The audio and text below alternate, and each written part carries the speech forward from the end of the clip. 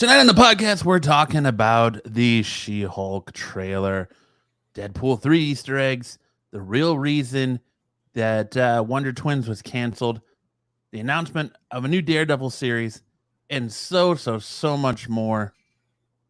Let's go.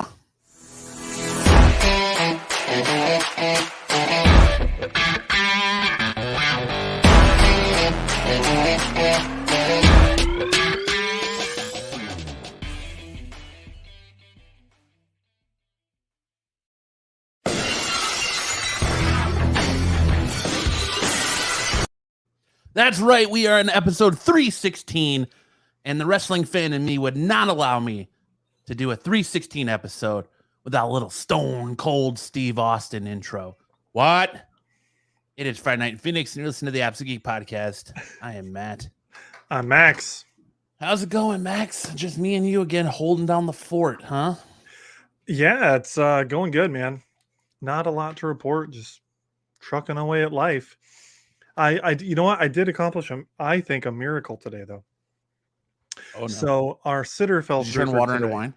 No, I'm not Doctor Strange or Jesus. Was there a virgin? Was there a virgin birth? No. Okay. Immaculate conception?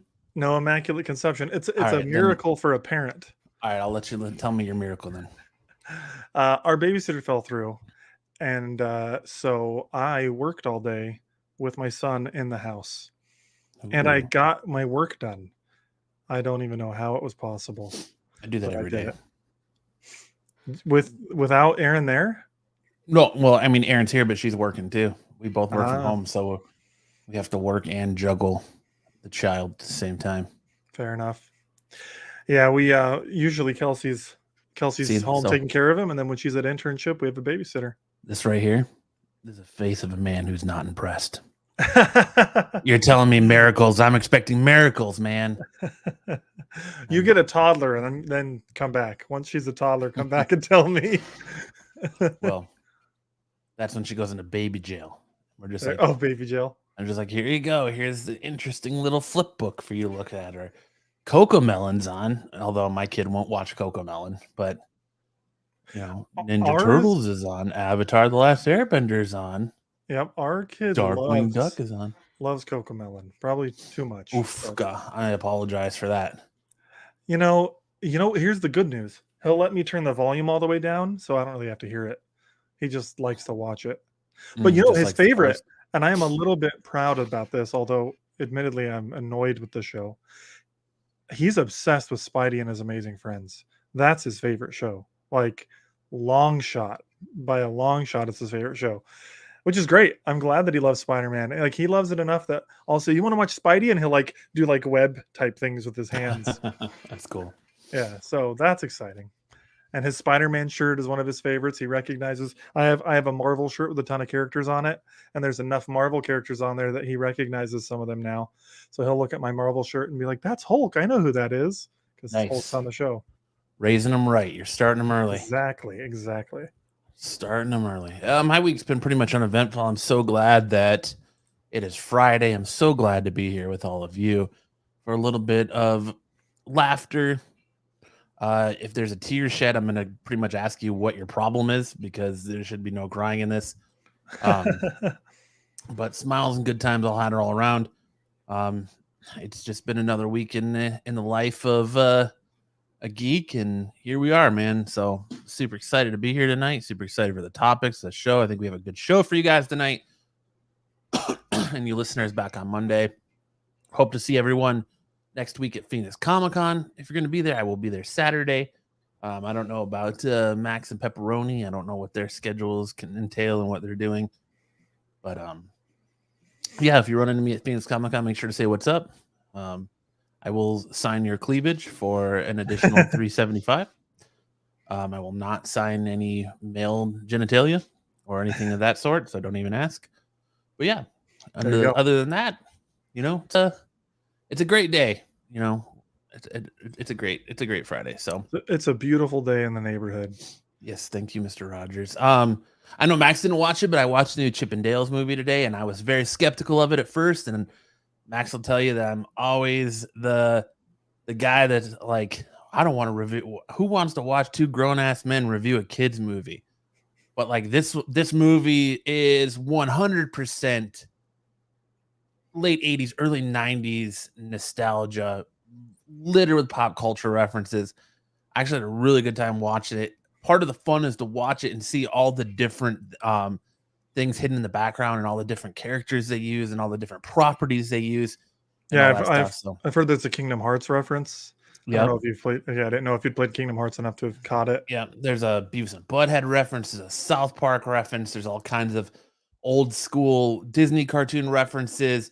There's a massive Seth Rogen cameo in it. So it's a lot of fun. I definitely recommend checking it out. It's on Disney Plus right now. It came out today. It's worth a watch, especially for the old school fan.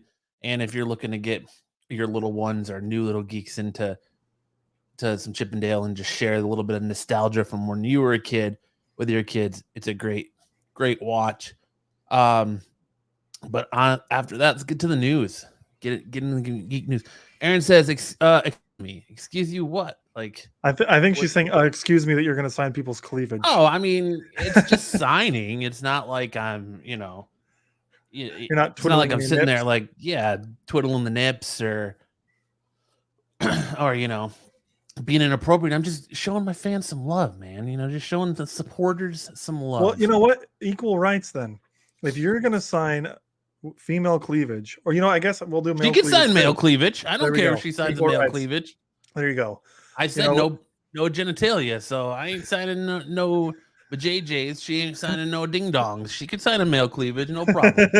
I'm sure there's plenty of men at Comic-Con, myself included, that'll fill out a nice D cup very easily. What if we what if we sign someone's ass cleavage? I'll sign your back butt. I don't care. Just no hoo-ha's and ding dongs, and we're good there. Oh, it was the signing genital parts. Yeah, no, none of that. He said no. Of course, he's not going to do that. Yeah, not going to do that. But if you need a tattoo, I still won't do it. Yeah, I mean, who am I to deny you getting a tattoo? I meant on your genitalia, and I'm not a tattoo artist. I'm not doing a tattoo for you anywhere. Okay. Well, what's up? Aaron says cleavage is fine. Oh, sorry, it didn't come through on this side yet. It came through on the app, and I hear it. Okay, cleavage is fine. There we go. All right, let's get into geek news. Let's start it off tonight by ripping down. I shouldn't say ripping down because I don't want to do that. I want to say positive.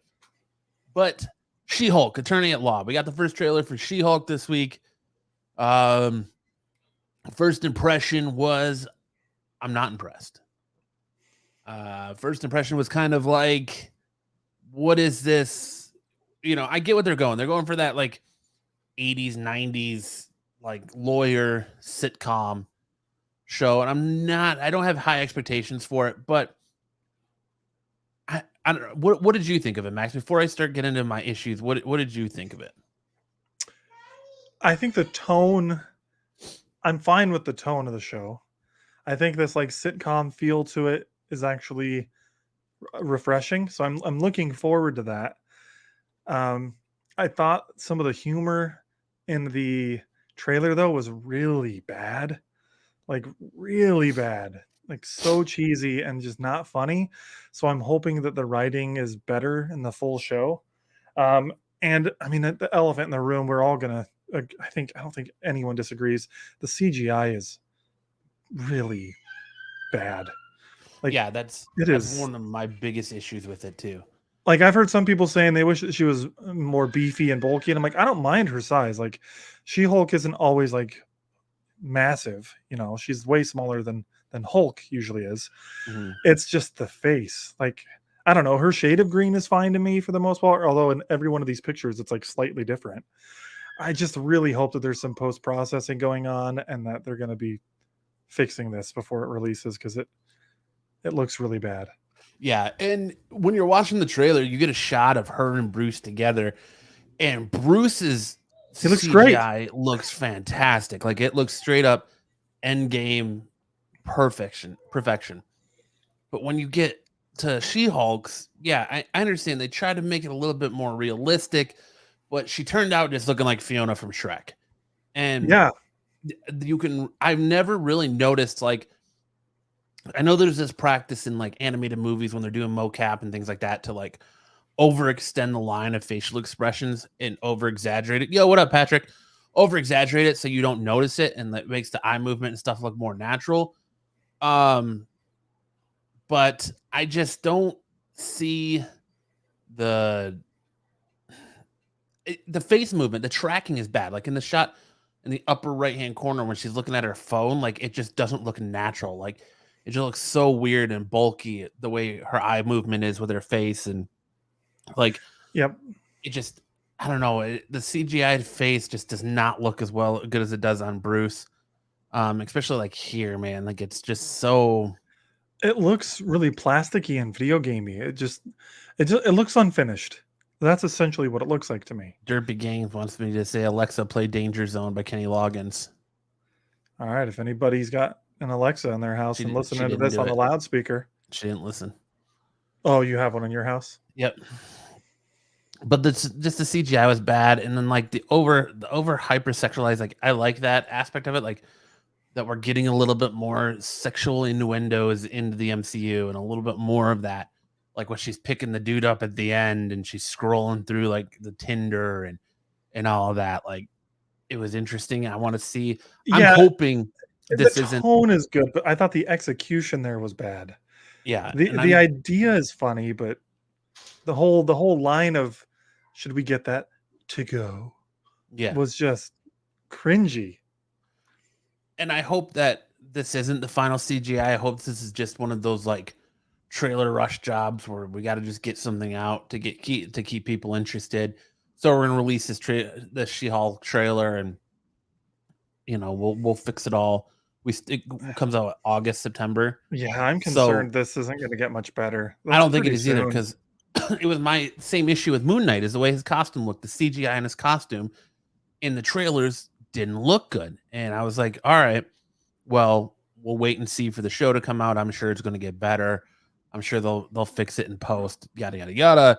Didn't happen. It still looked bad, even though it was only in the show for like maybe 10 minutes, if that. That's being generous, I think.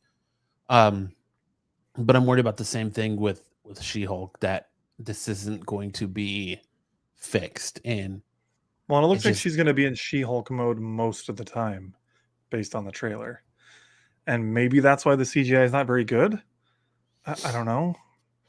I don't know.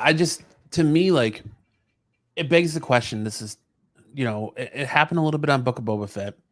Even though Book of Boba Fett, Star Wars, they use more practical effects. It happened in Moon Knight, and now we're having it happen on She-Hulk. It's almost like, does Disney/Marvel Studios have a CGI problem? It's like, what's going on with their CGI? Like, they have a deep fake guy that can do such good things to make a young Luke Skywalker, but they can't fix She-Hulk's face. Like, they can't do a better job of deep faking the actress's face onto this body. Yeah, I mean, I don't know that those are the same technologies, but I honestly wonder if budgets have been cut behind the scenes, because they advertise these shows as having movie budgets, even though they're going to be TV shows. But I think we're going to talk about it later, but like Discover, with buying HBO and Warner and stuff, they've pretty much changed their policy that they're not going to put $75 million budget movies on a streaming service anymore.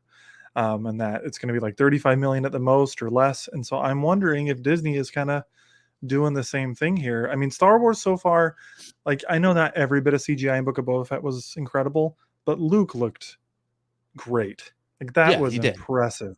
The Sarlacc, why am I blanking? The Rancor looked pretty good too. But like, I mean, Marvel probably has a different budget allocation, but I just wonder if they're cutting back on budget.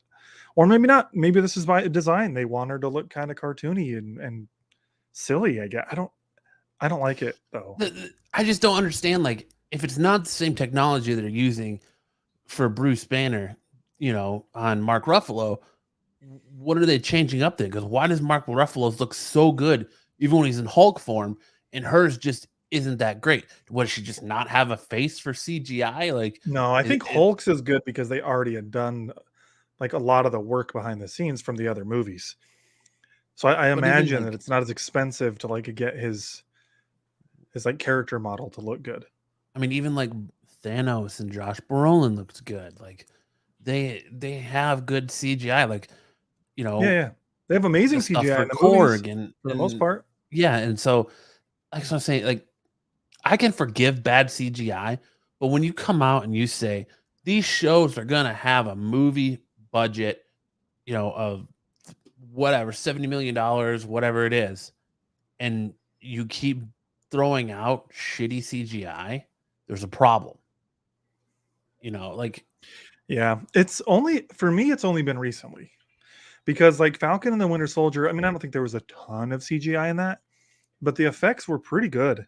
Like Falcon yeah, and the Winter Soldier, I was like, wow, this feels like I'm watching a movie in a TV format. Like that was really good budget. I thought Hawkeye had pretty good, effects. Again, that's more of like a practical look. You don't have to do mhm. CGI as much.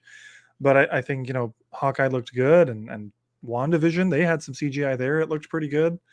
But Moon Knight, I didn't have as much of an issue with the costume, but I did think it wasn't amazing looking. And she just looks straight bad. Like this is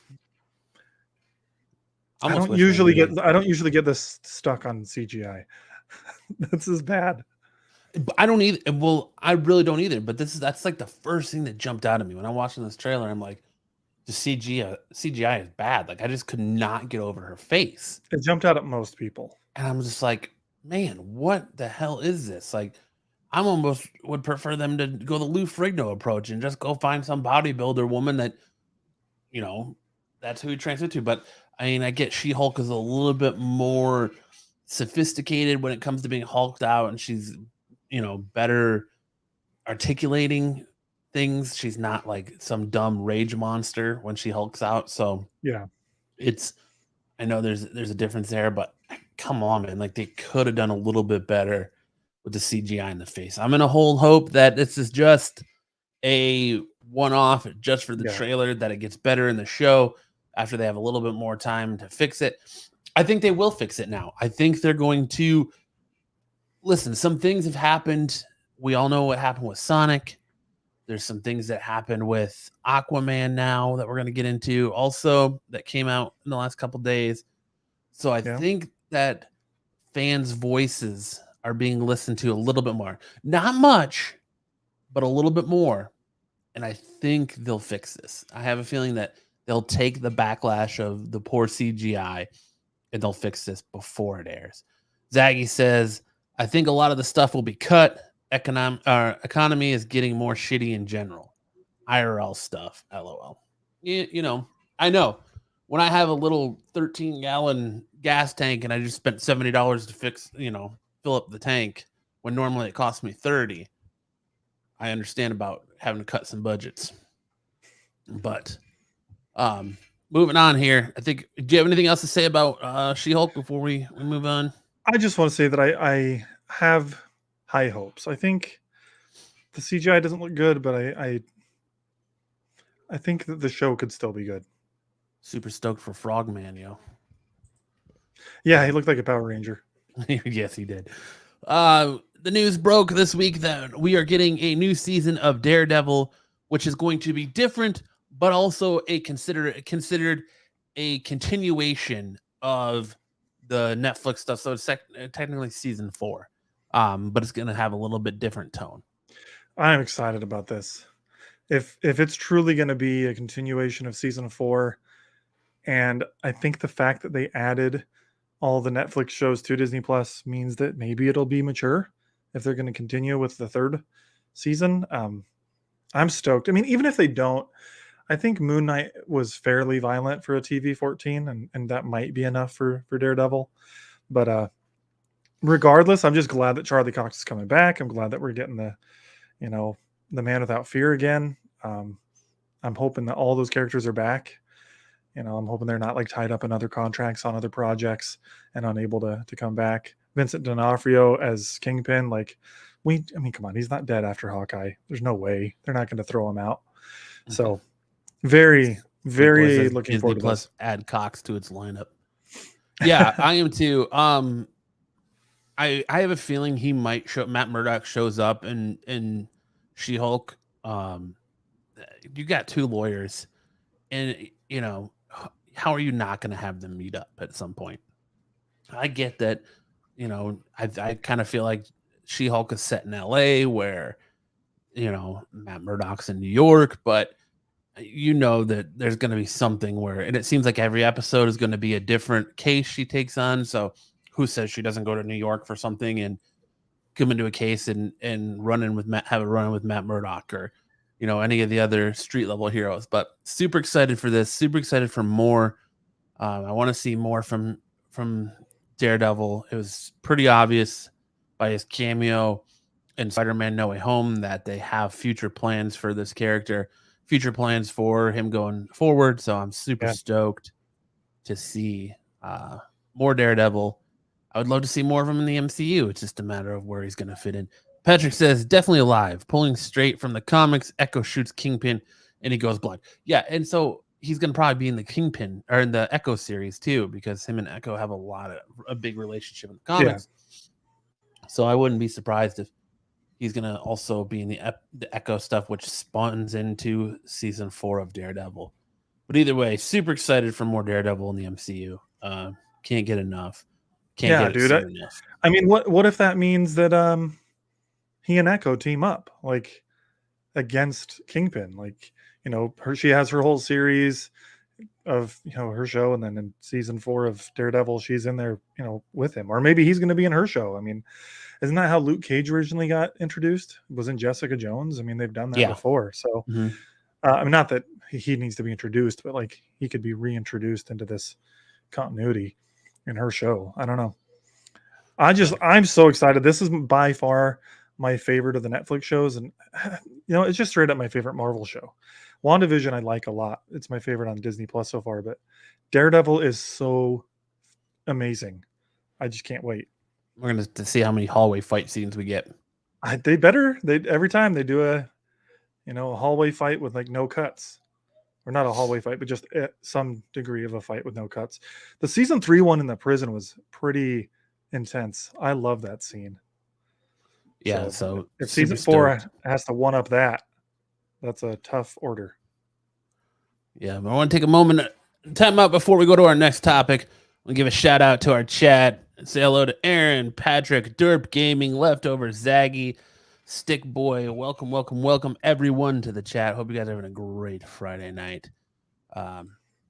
Moving on, we got a little Deadpool 3 announcement.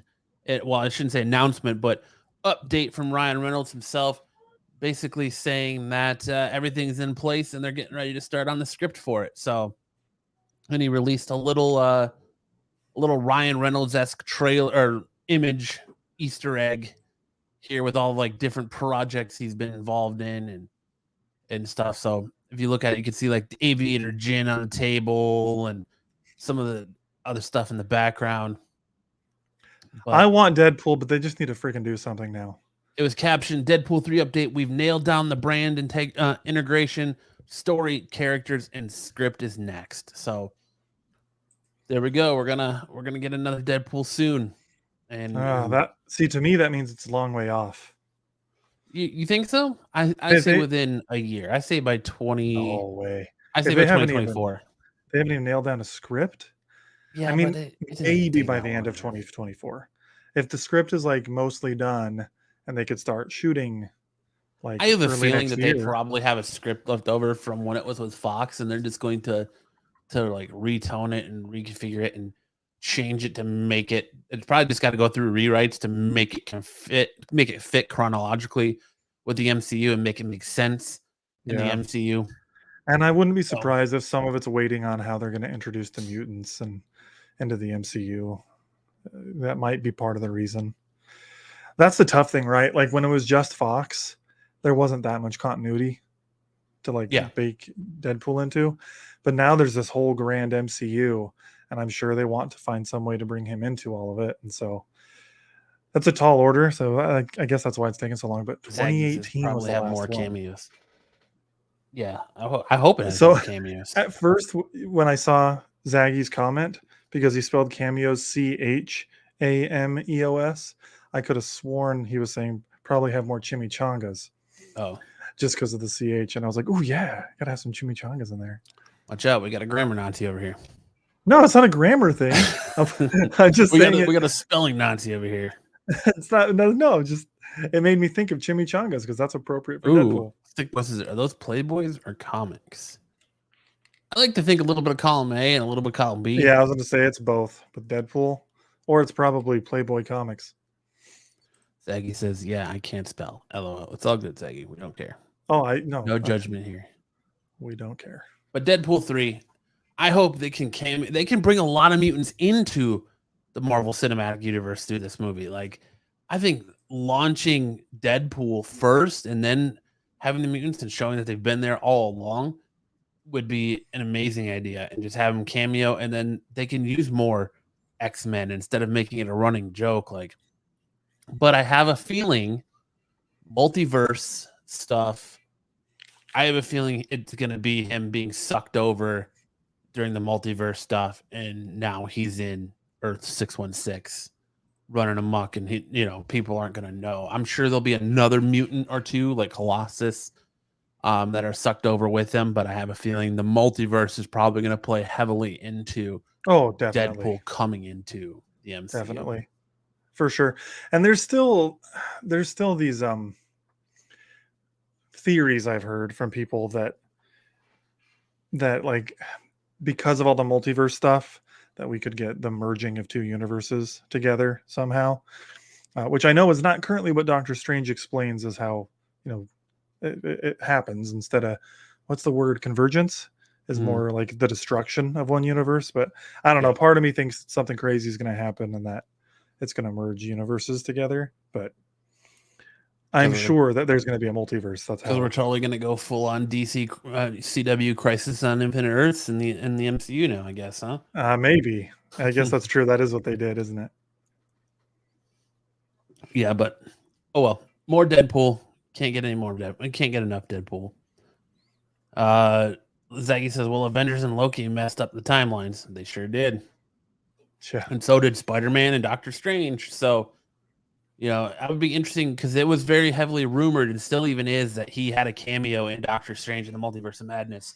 And I'm very interested to see, once that DVD release comes out, you get the behind the scenes stuff that cameo makes an appearance on the DVD or not. But we'll see. I hope it does. I hope all the cameos that they potentially filmed make it on the special features. But next up, Stan Lee news. We haven't heard any Stan Lee news for a while here, but Marvel Studios did a big thing this week. Marvel Studios has purchased the likeness of Stan Lee for future films for the next 20 years. So are we going to get just random Stan Lee cameos still? Is he just going to pop up randomly like they're doing Luke Skywalker? If they're purchasing his likeness to put like images of him, I'm good with it. But I'd rather not. I don't know. Let the man rest in peace. I don't know. I don't want them to deep fake Stan Lee's face onto some other actor personally. No. I'm not for that. Are you? I don't know if they have to do it so much so like faking his face on another actor's body. They could very well like Harold Ramis at the end of Ghostbusters Afterlife style. Like it teased in the movie that he's a watcher, so he could just show up with the watchers and not say anything, or just anything like that. Like he could just have background cameos. I think it's going to be more using old footage to just place him in. I think it's going to be more like a statue of him somewhere, or like maybe he'll be in the background somewhere. I think it's going to become more like almost like a Where's Waldo type thing. I kind of feel like, where they're just going to stick him in random places, and it's going to be your job to. You just said the statue thing, and now I really wish that during Multiverse of Madness we had like seen a statue of Cam Lee really briefly in one of the universes. That would have been kind of cool. That would have been a fun mod. Stan Lee. Wait, what did I say? You said Cam Lee. I meant Stan Lee. My bad. Oh man. But I haven't heard anything about Secret Invasion yet. Zaggy, what's going on with Secret Invasion? Or not Zaggy, sorry, Sticks. Zaggy says, or Patrick says for Stan the Man. Zaggy says, I think they did it. They did it to shut up the family. LOL. Patrick says, Cam, what the fuck? Yeah, Cam Lee, all right. Cam Newton, Stan Newton, and Cam Lee. Cam Lee. I have, like I said, I have not heard about what's going on with Secret Wars yet, or Secret Invasion or whatever. Isn't the plan a Disney Plus show for that? Or like Secret yeah, Wars? It's a Disney Plus show. I know. But there's Stan also Newton. There you go.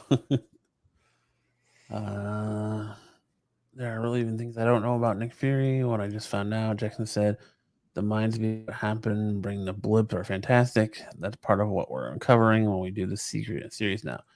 Okay. Okay, so it's announced that Secret Invasion is a prequel before the snap. You know what? That makes sense with the ending of WandaVision. You know, because why am I blanking on their freaking names? The green aliens that can shapeshift. Oh, the Skrull? Skrull, thank you. The Skrull are in WandaVision, and we've been getting teases about the Skrull for a while, and I thought, aren't they a big part of Secret Invasion?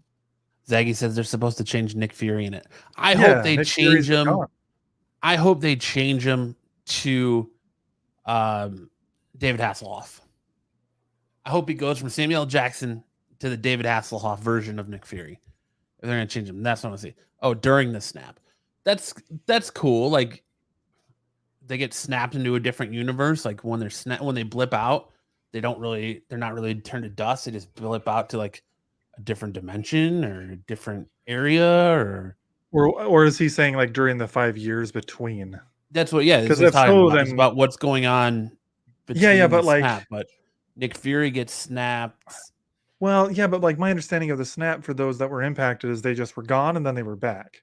Yeah, I don't think there was anything that could have happened with them during that time. Apparently, that's what. I mean, they could retcon it, I guess. They're saying Secret Invasion is going to be what happened during the snap. Well, that's what I'm wondering is if Secret Invasion is with characters that were alive during the snap. Is what? Yeah, he's saying that so Fury gets snapped and dusted, so the Skrulls possibly take over as Fury. Yeah, that makes sense. That makes sense because they're already depicting, or they're already portraying Fury and Maria Hill in the end of Spider-Man: Far From Home. So yeah, that's why it's such a shock to Peter in the events of No Way Home when he's like, "You can ask Nick Fury." And they're like, "Nick Fury's been off world," and he's like, "What?" Yeah. So, yeah, that was a funny little that was in Far From Home at the end, right? Where he's in the spaceship. Yeah. The after credits where Fury's in the spaceship with the Skrull. I think pretty sure it was when he's in Sword, up on Sword. Yeah. I think so, but I can't remember it. Dude, there's been so many after credits. I'm pretty sure that was Far From Home, and yeah, we haven't really seen that play out yet. So yeah. I'm all for that, man. I'm gonna be interested to see what happens with the snap and what happens with all that. So we'll keep an eye on that moving forward. We talked about it. Getting into DC news. You guys, Max alluded to it before. I think Zaggy was talking about a little bit. But the Wonder Twin movies, it came out that Warner Bros. Discovery executives don't want to pay $75 million budget to make a Wonder Twins movie, so they canned it. Yeah, I had no investment in this movie, so I don't really care. But it sucks for the people behind the movie that got this thing greenlit and they're all excited, and now it's gone. Well, luckily it didn't get very far. Like we got a couple of casting announcements. We didn't even hear if there was a script locked down yet. I'm assuming there was since they were casting for it, but they pulled the plug on it right away, saying we're not paying no $75 million budget for this movie. Yeah. I'm more thinking of like production crew or even the actors who like maybe had options to go to do different projects, and they maybe turned something else down because they're like, "Ooh, I get to do a DC movie," and now they're out of a job. That It actually, just Zaggy says that actually says volumes for DC. LOL, come on, WB. I just think they're tired of losing, man, and they're tired of having, for the most part, minus a couple of lightning in a bottle like Joker or the Batman or the new Suicide Squad movie or Peacemaker. I think they're sick of the comparison that Marvel is a powerhouse, DC just sucks. So they're gonna retool, refocus, different yep. direction. They're not just gonna throw money at shit to make shit. They're gonna it's gonna Discover I bought think it for a reason. yeah, I think it's gonna be more geared like the standalone stuff like Batman and the Joker. I wouldn't be surprised if we don't get a Wonder Twin movie at some point, but I think it'll be heavily retooled in a different tone and direction moving forward. Yeah, Yep, so new Sticks, owners, that's new thought exactly process. that's what I was trying to say, Sticks. Like, and that's, I think, a good thing. Like, if you've been complaining about DC and you want them to change directions, I mean, this is how that's going to happen. Now, it could still mean Discover coming in that they could change direction to something worse, but hopefully that's not the case. I mean, I think the direction they've been headed has been a good one lately. And I'm trying to say that even apart from my like Zack Snyder love, because Peacemaker was good, the Suicide Squad was good, Joker was good, the Batman was great. You know, like there's been what's another one? What am I thinking of? Doom Patrol, Titans has been pretty good. Like they've been releasing some decent content for a while, but their cinematic universe hasn't been Boo, good. throw that shit, Zaggy says. Yeah, and I think that the only reason movies like we'll see what Black Adam does, but I think the only reason like movies like Aquaman 2 are still coming out. Shazam did pretty well, so Shazam's not a surprise to me, but like Aquaman 2 and some of these other movies is because they're already so far in production that it would be such a loss to just can them right now to switch their Mhm. focus. So you might as well release them, recoup some budget, something, and hopefully you catch lightning in a bottle and you get a nice little surprise from it and people flock to it and it becomes a big blockbuster. But I don't know if they're counting on that, but it just kind of feels like they're, like you said, like Stick said, new owners, new thought process. They're going to retool, but they're just like, well, why scrap all this other stuff that's already so far into production? We might as well let it go and recoup something from it rather than eating that budget. So we'll see what they Yeah, do. But for now, I think that's the case. Like Shazam, Aquaman, they were successful, but these, I don't know. Like you said, they're super far in production. They're not going to just turn it around. I know we're going to talk about the Amber Heard thing later. I have thoughts on that, but like that's one of those, like, they're too far in production. I don't think they're going to do anything. But there comes a point where there's like you just move forward, you know. But I'll be curious to see what happens. Like, are they going to try to restart a cinematic universe and do like a DCU and compete with Marvel, or are they going to try something totally different? I think their best bet is to go their own direction. There doesn't need to be a competition. They don't need to follow the Marvel formula. I would like to see them They find don't. their own formula to They go don't. with. Like, The only thing is, I would love to see a cinematic universe that's connected. I would like to see Justice League like done well.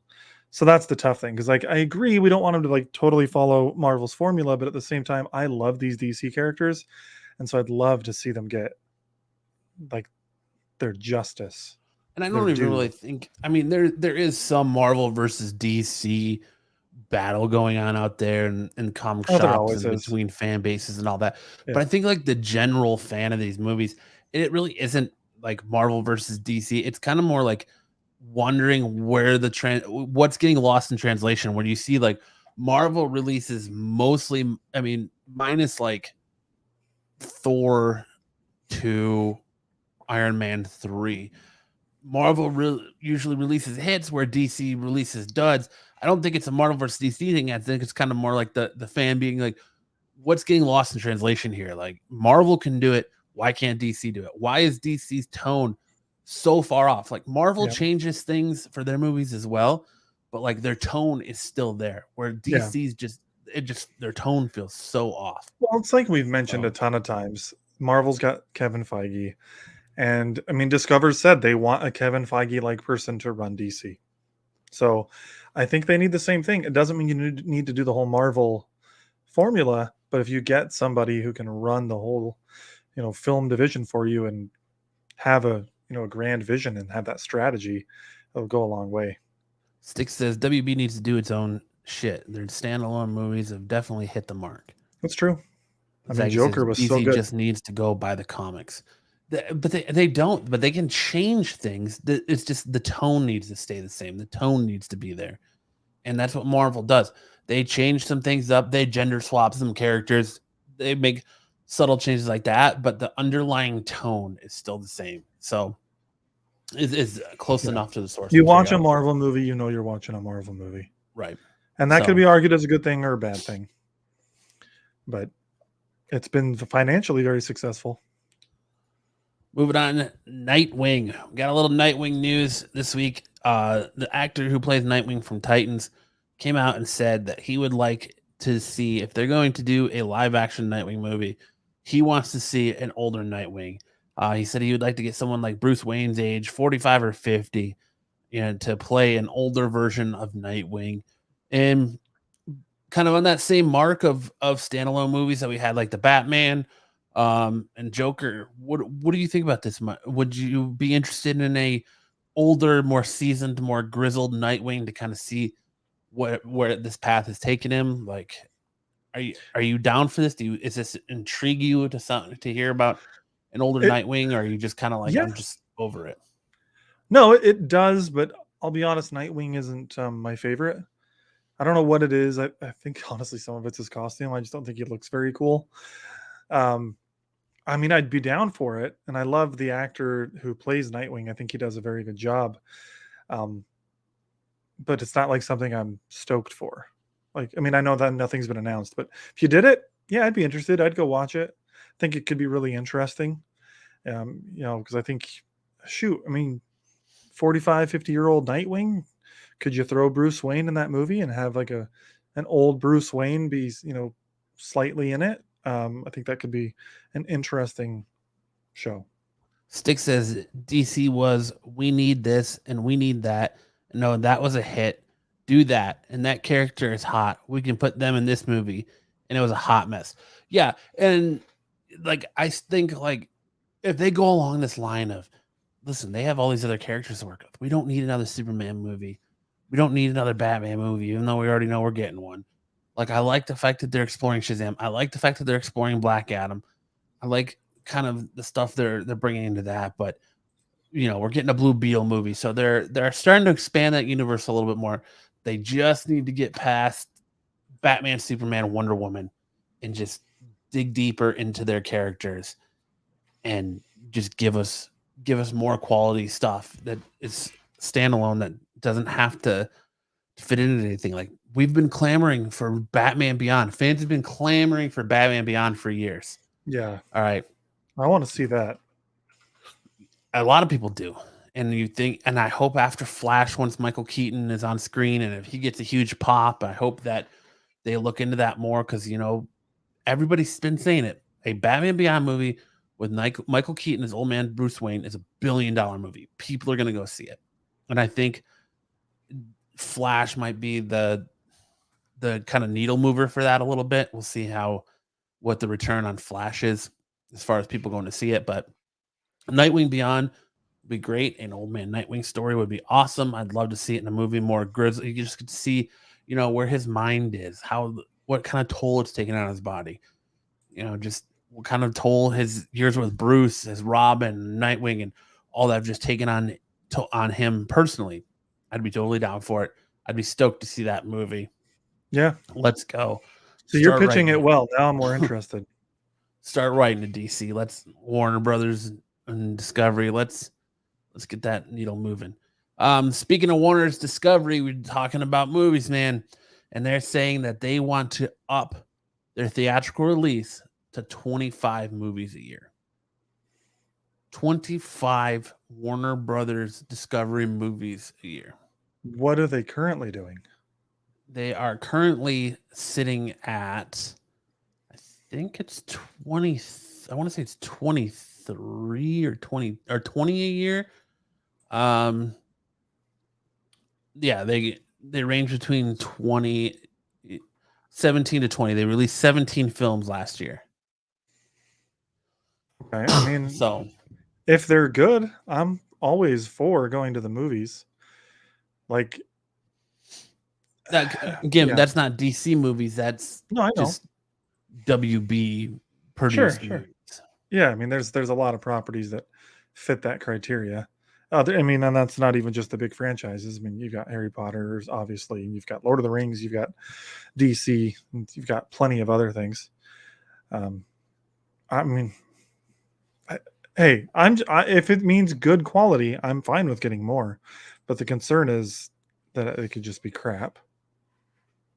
Yeah, I'm a little worried that they're just going to start pushing things out there to get their name out there to compete with like Sony, Marvel Studios, um, some of these bigger studios that seem to be dominating the box offices uh, as of late. Because yeah, Sony's hit some flops with like Carnage, Venom 2, and Morbius, but they had a huge hit with Spider-Man, even though Marvel Studios was very heavily involved in that. They had a huge hit with all the Harry Potter stuff, the Fantastic Beast stuff. And what else? What else have they put out this year or in the last couple of years? Warner Brothers or DC? Yeah, Warner Brothers. So, I mean, did you say Dune already? We got Dune, we got Dune. Matrix, Yep. Godzilla versus Kong, Mortal Kombat. If you Mhm. want something that's not like as like blockbustery, they did Judas and the Black Messiah. They did The Little Things. I mean, there's a lot. Tenet was a WB movie. Tom and Jerry. So there's a lot. Just Mercy. I really like Just Mercy. I'm on the Uh, WB website. That's how I'm naming these so quickly. Ooh, Stick says, I don't think WB has Lord of the Rings rights anymore. I remember hearing that the rights were going up for sale and that Amazon was set to buy them. I think Amazon did buy them. I think that's why we're getting the Lord of the Rings prequels. I don't Um, think that's the case. I think WB still owns them, but I did hear about them putting them up for sale. Amazon, I thought, just had like a license because they don't even have. They can't use like Tolkien's original works. It's weird the licensing deal they have. That's why a lot of people are up in arms about the show because like they had to write their own new thing and they can't use a lot of the content from the books. hmm. Yeah, so like I could be the slightly wrong last about that. in 2021, they released Little Things, Judas and the Black Messiah, Tom and Jerry, Godzilla vs. Kong, Mortal Kombat, The Conjuring, In the Heights, Space Jam 2, Suicide Squad, Reminiscence, um, The Many Saints of Newark, Dune, like you said, King Richard, The Matrix 4, Those Who Wish Me Dead, Cry Macho. That was all that's just a sliver of their 2021 release.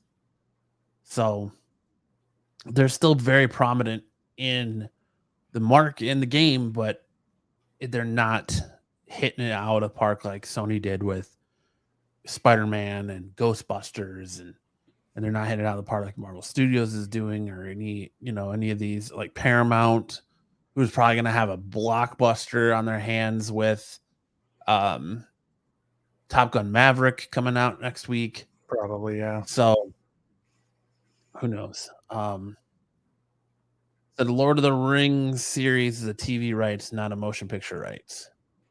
Okay. Well, whatever. Those movies are long and boring, and I could care less. So I know Max likes them, but I I find do. those movies long and boring, and I could care less. Moving on. Riverdale canceled. Riverdale canceled with their final season will be season 7 coming up this fall.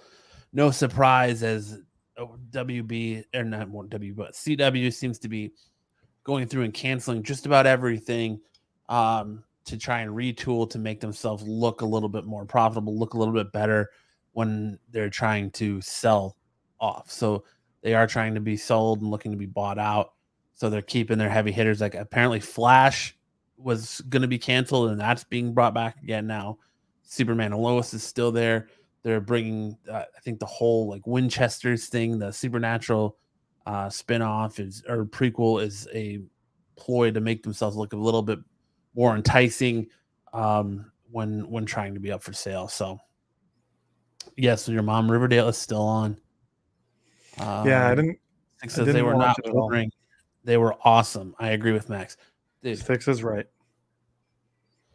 No, Sticks, you're a good person. I didn't need the Hobbit books. Let's be honest. There's only one Hobbit book. I'm talking about, Hobbit movies.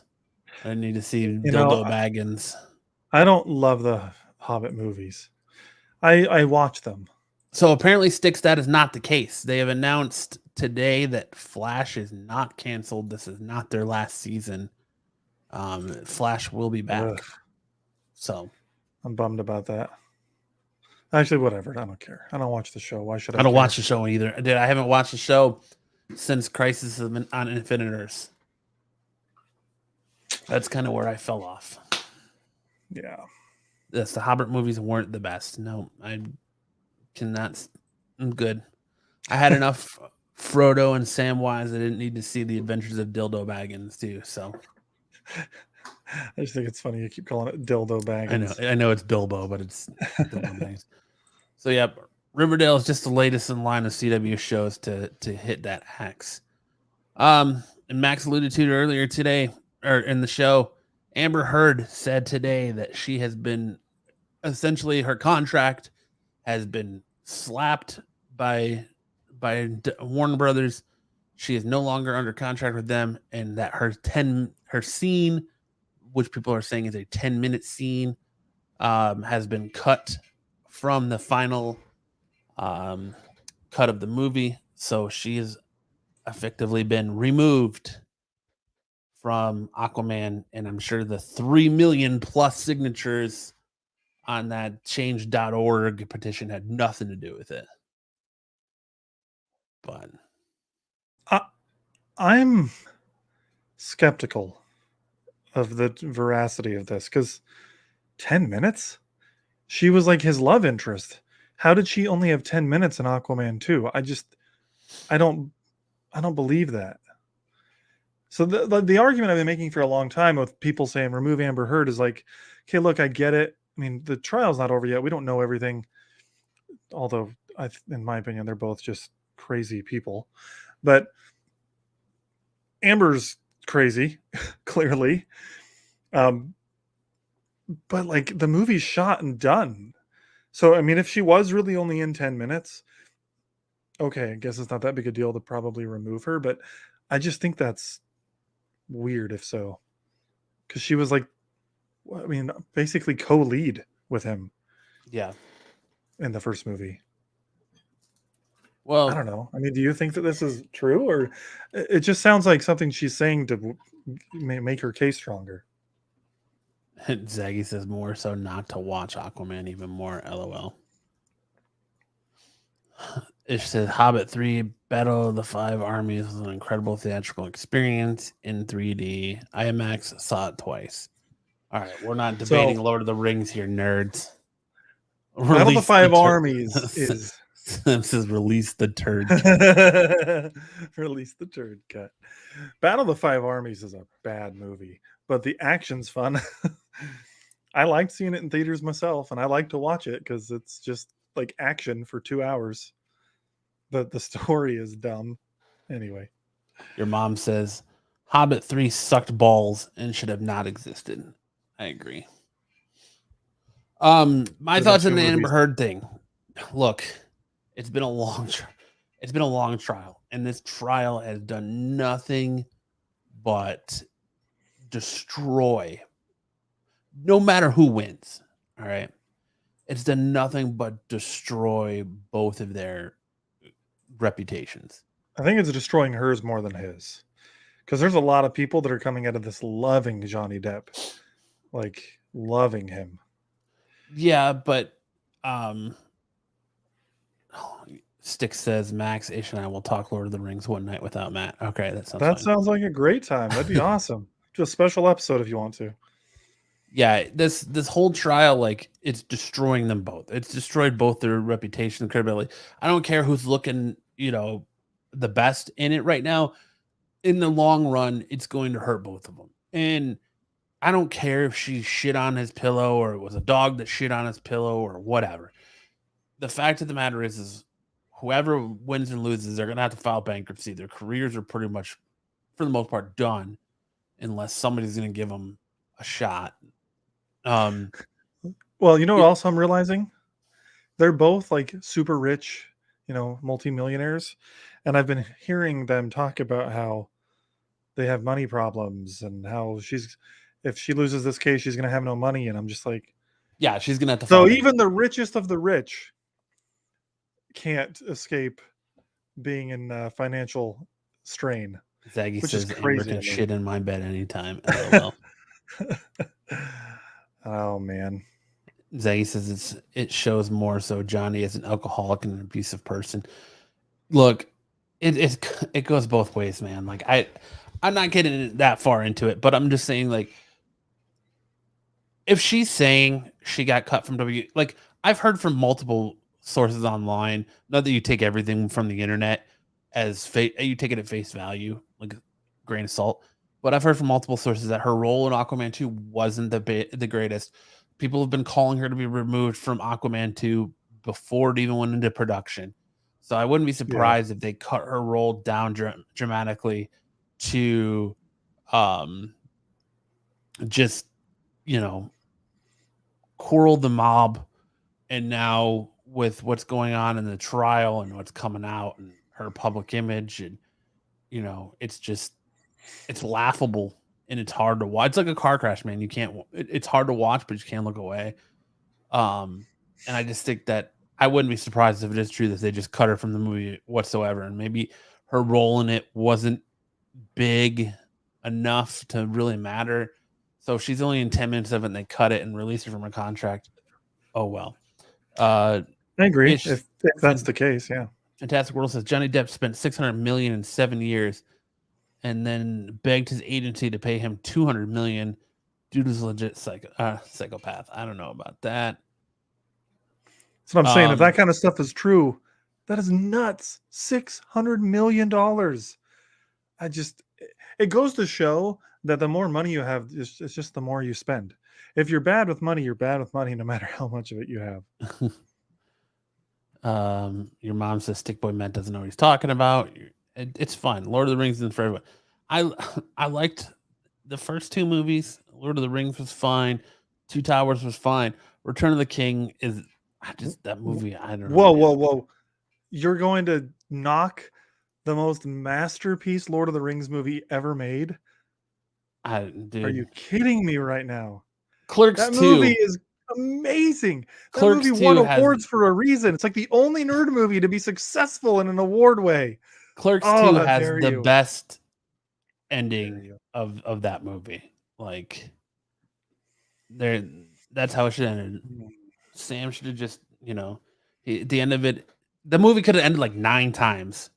All right, and at the end of it, you've got Sam sitting there looking at Frodo with a really like loving look, where Frodo could have just whipped it out and totally bricked in Sam's mouth and ended it right there, and that'd be done. But There's always been the gay another jokes, time. but if you read the books, man, they're just really good friends, and hobbits are just loving people, okay? They're just loving people. And you're wrong about this. Okay. I'm very offended. Well, we've got a Lord of the Rings beef going on in the chat between Stick Boys and your mom, and Zaggy's trying to instigate it all. Bro, So I am all for anyone who wants to say any of the original Lord of the Rings. If you want to say any of those as your favorite Lord of the Rings movie, I get it. Most people are Two Towers and Return of the King. But to say you didn't listen, like Return of the King, come on. I just Ah, I don't know.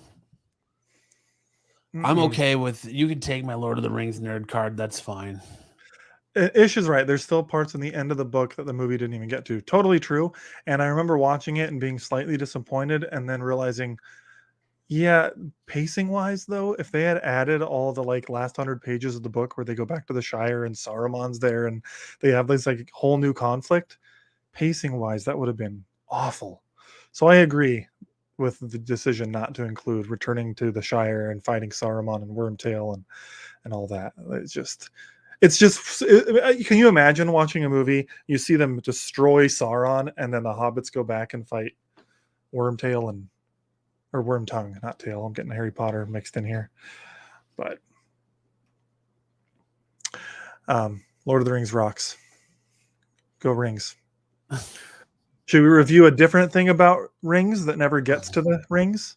Yeah, let's do it. Let's review the latest episode of Halo. All right, this is the last episode of season 1.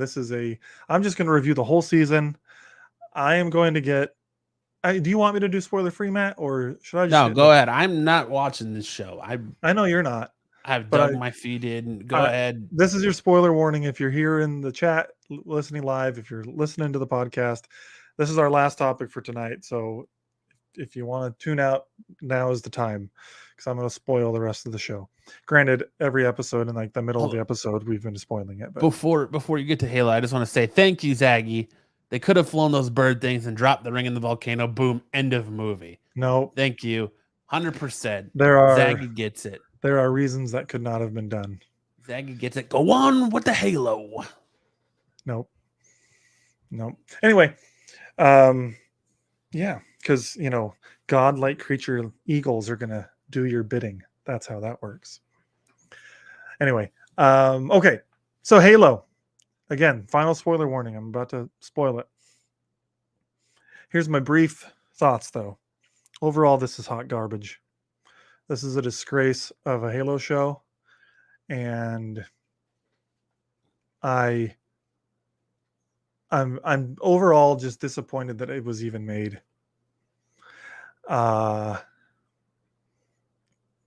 There's a few moments that are good, like episode 5. I think Lance and I talked about episode 5, like the end of that episode.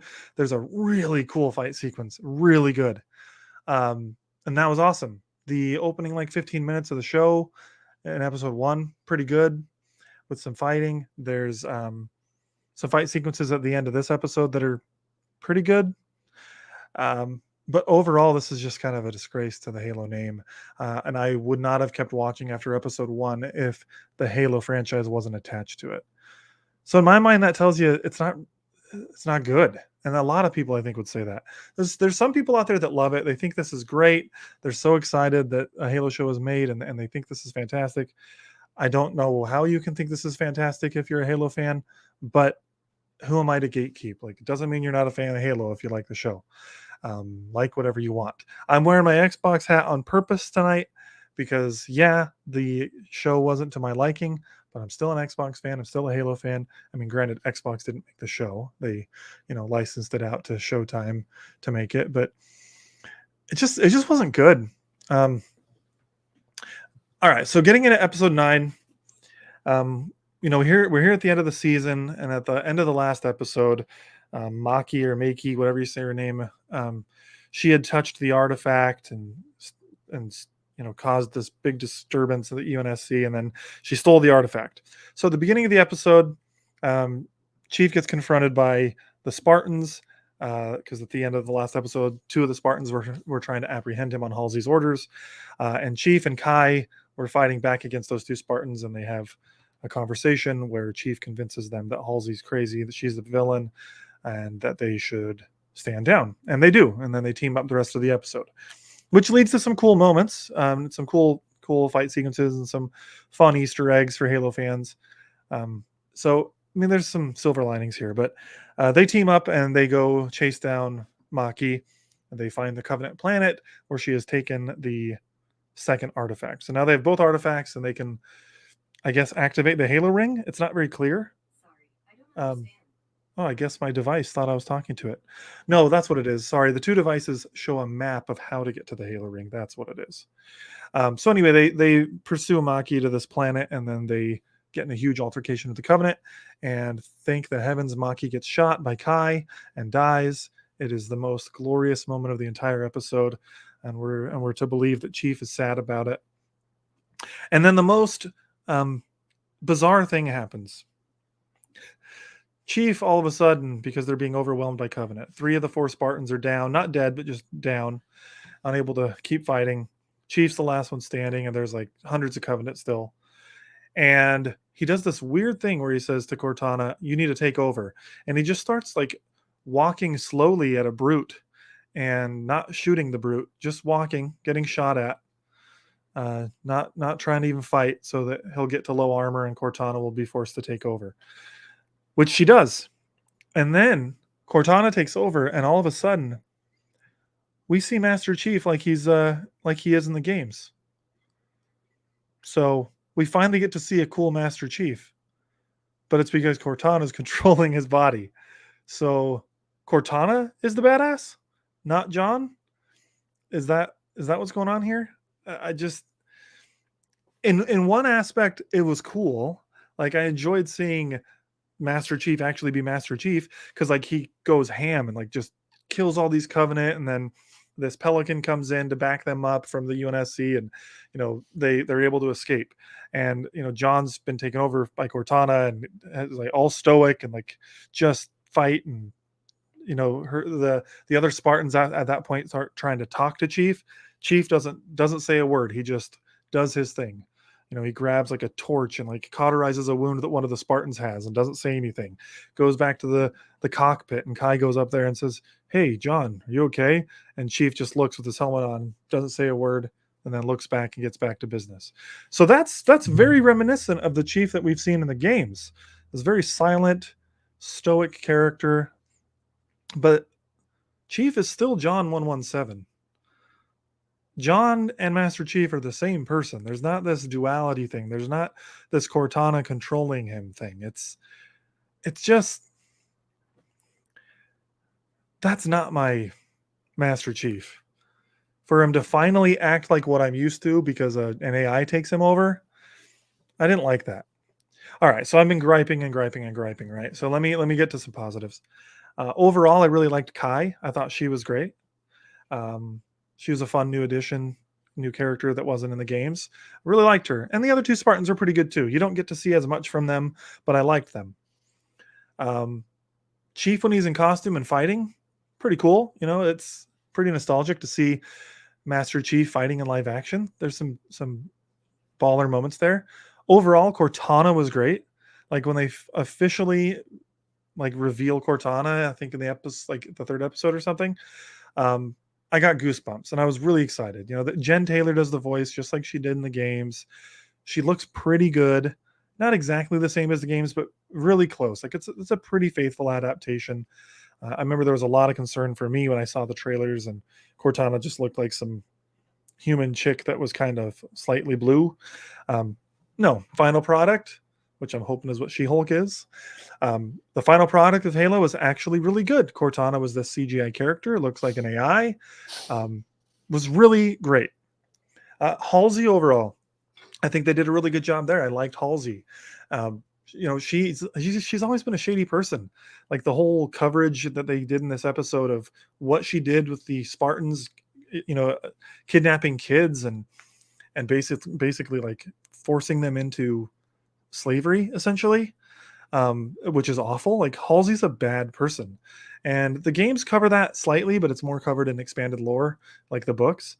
So it was cool to see that in the series. It was cool to see that the UNSC is corrupt, because we don't get a lot of that. Like in the games, we basically get Master Chief fighting Covenant or Flood or the Forerunners or whatever, but we don't get a lot of that backstory of the UNSC actually kind of being shady people.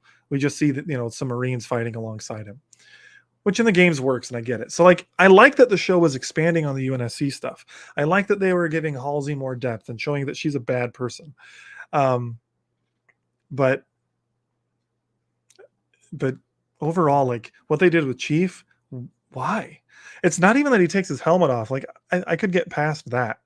It's that he's like this kind of emo guy, and it's okay for men to have emotions. I'm a pretty emotional guy, like, to be honest, but that's not the kind of guy Chief is. Like John is very reserved, and he does feel emotion. Like the games make it clear he's kind of like he loves Cortana.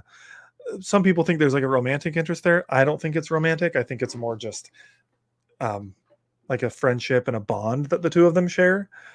I know we were joking a couple weeks ago that he would totally smash those virtual cheeks, but I don't Yes, think in he would. reality, I don't think in reality he would. But this doesn't resemble John at There's all. no way he hasn't touched his little Spartan decor time at one point in his life. Let's be honest. So Styx is saying there are other shows on Paramount Plus. Is that a joke, or are you saying there Well, actually are? yeah, because Ish said, "Have you seen the best new show on Paramount Plus?" Which is he's talking about the new Star Trek show. I'm assuming. And Stick Boy says, "There's other shows on Paramount Plus." Oh, he's LOL. asking. Okay. Yeah, All right. it's not Doctor Who. I can tell you that, Sticks. So Paramount Plus does. I mean, 1883. I watched that show. I like that. I'm sure Yellowstone will start showing on there eventually. I mean, I haven't watched that mayor of what town, whatever. It's like why am I blanking on it? I haven't watched much on Paramount Plus clearly, but there's some content that looks interesting. I like that they released the Paramount movies 45 days after theatrical release. I'm gonna watch that Lost City movie. Success Picard was good to the last few episodes. Yeah. So overall, Halo wasn't very good. I think I'd give the whole show maybe 2.5. Dang. Out of 5. Your mom says, "Dude, Paramount Plus is every season of Bob the Builder. Every season of Bob the Builder. They can fix it." Yeah, I saw like a couple articles I saw were like Halo pulls the wall over our eyes worse than Kevin Smith's He-Man and things like that. So it's like all of a sudden I was just like, "Oh God, I'm glad I wasn't watching or invested in that show," because it sounds like everybody who was just got let down. There's a lot of people out there that seem to love it. Good for them. Games Radar. I literally saw an article from Games Radar earlier today how they're saying that like Halo is the most faithful adaptation of a video game ever, and it was like the perfect way to adapt a video game. And I started reading the article. I actually ended up reading the whole article, but after the first paragraph, I had to click away because I found it so annoying.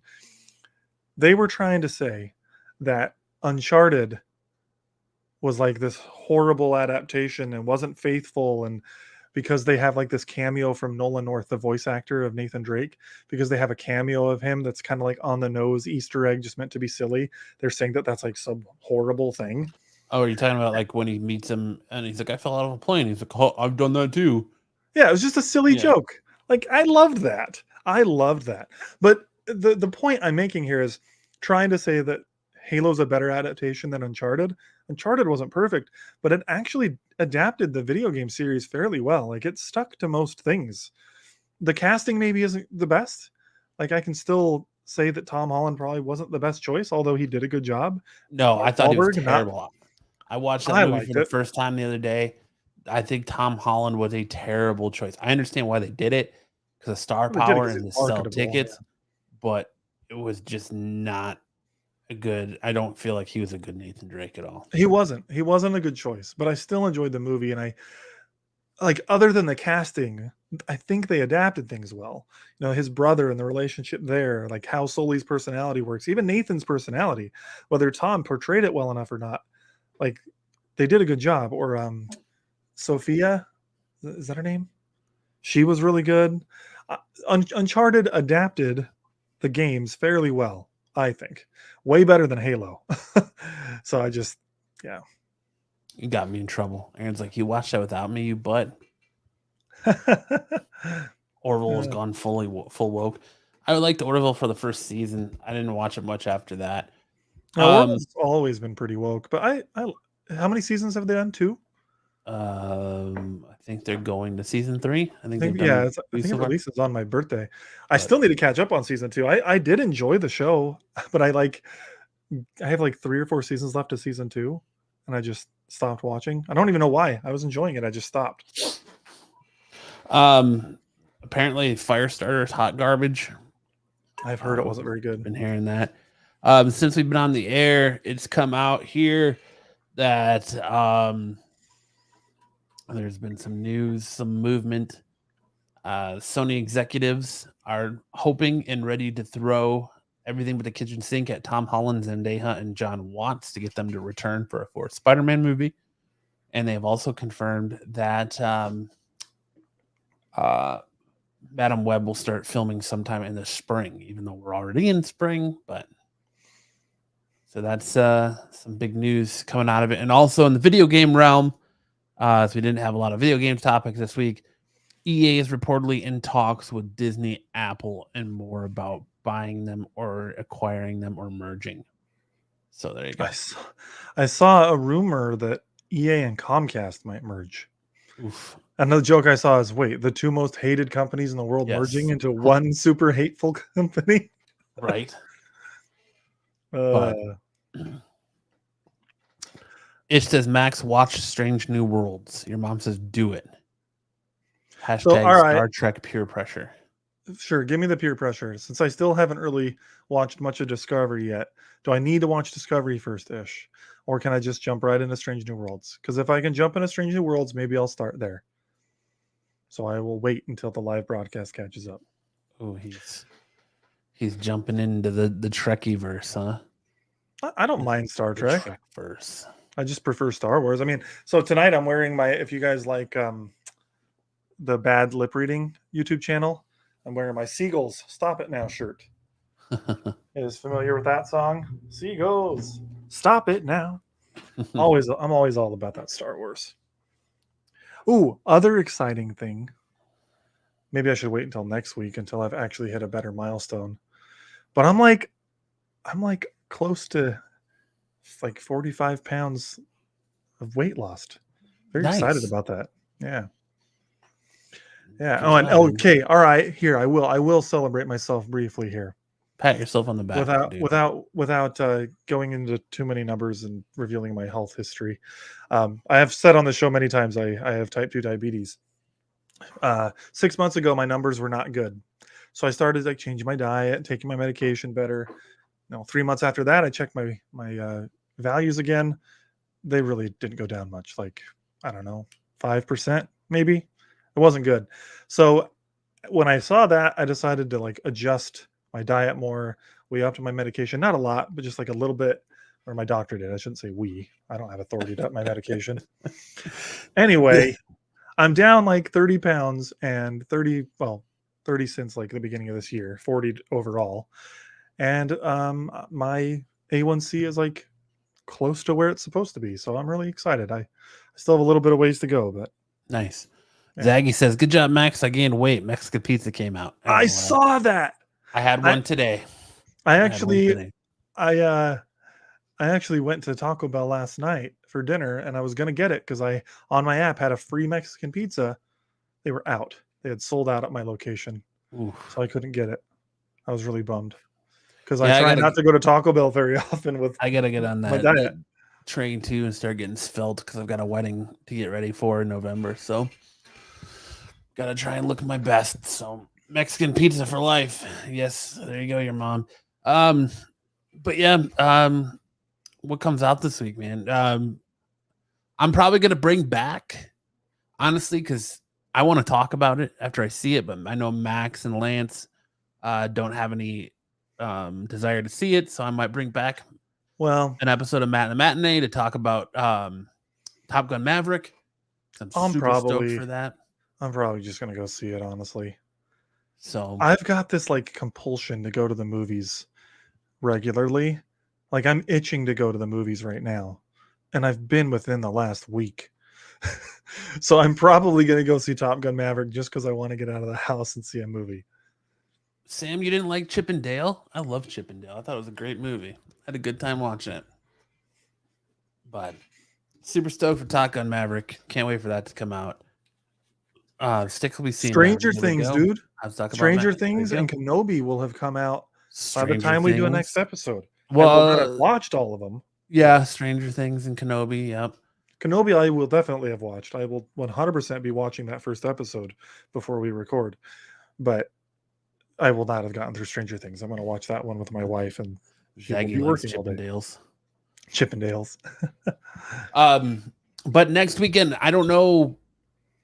Next weekend's show is kind of up in the air. Because I probably won't be here because I'm going to be at Phoenix Comic Con. I don't know what Max and Lance are doing, so there might be a show next week. There might not be a show next week, so stay tuned to socials. That's a fair point. Make sure you're subscribed and notification turns on. So if we post our episodes early, and it's like ding, letting you know that there's a new show.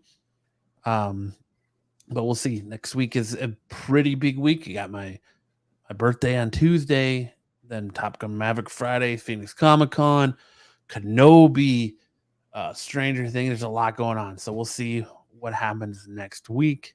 It's an exciting time to be a nerd, man. It is. Definitely is. You got anything else tonight there, Max? I will hit you. We will definitely get you on, Stick Boy, about Top Gun for sure, and Kenobi and all that. We'll have to talk all that. Yeah, absolutely. The only other thing I'll mention, I just finished Tokyo Vice season 1 last night. That show's pretty good. It's on HBO Max if you guys haven't heard of it. Like 80% of it's in Japanese, so don't be like looking at your phone scrolling social media because you will not understand what's going on. But it's like based on a supposedly true story of this reporter Jake Adelstein, and like how he uncovered all this corruption, and well, Yakuza obviously is corrupt, but like how he kind of uncovered some things going on with the Yakuza back in like the early 2000s. Now the show is a very fictionalized take on it, so it's not like a true story really. It's just based on his memoirs that are disputed as whether or not they're true anyway. But it's really good. It's really cool. Young reporter, American guy in Japan, constantly being told he's a gaijin and dismissed for it, and having to learn how to like, navigate that world and be a new reporter. This is the true thing. He was the first American reporter at, I think, Meicho is the name of the newspaper there. I'm sure it's not a newspaper anymore, but it's cool. It's a cool show. Like the plot of Fast and Furious Tokyo Drift, except for way better than that. It's a good show. I have some beefs with it. Mostly just that, like, the first episode teases. So, like, basically, the first episode shows you this intense scene within the first minute or two, and then it flashes back and says 2 years earlier.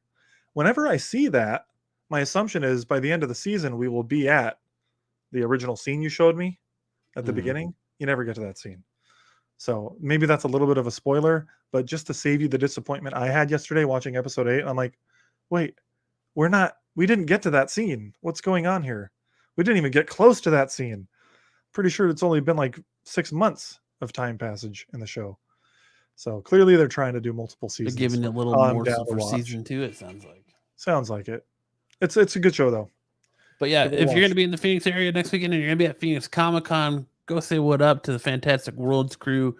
If you run into me, say what's up. Like I said, I'll sign your cleavage. Just no genitalia. We've established that already. But yeah, hopefully see everyone. I see a lot of friendly faces at Phoenix Comic-Con next weekend. It's good time to have cons back, man, and super stoked to go do some back issue digging and see some familiar faces that I haven't seen in 2 years, and just be surrounded by geeks and nerds again. Make sure you just mask up or do whatever you need to do to be safe, but have a good time nonetheless. We'll have a full recap of Phoenix Comic-Con on the show after. Probably I'll go over it a little bit, and we'll see where we go from there. Do you have anything else before we end tonight, Max? No, I'm good. Max is good. May the force be with you before Obi-Wan next week. All right. Well, for this week's episode of the Absolute Geek Podcast, I'm Matt. And live long and prosper. I'm Max. That's episode 316 in the books.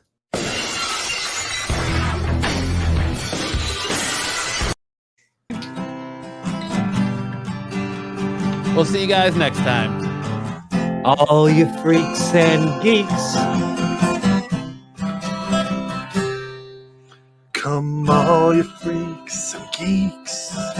Let's listen to Absolute Geek. Absolute Geek. We'll go ahead and spread our cheeks. Spread the cheeks. And drink some Cosby wine. We'll drink some Cosby wine. It makes me feel real fine. See you next time.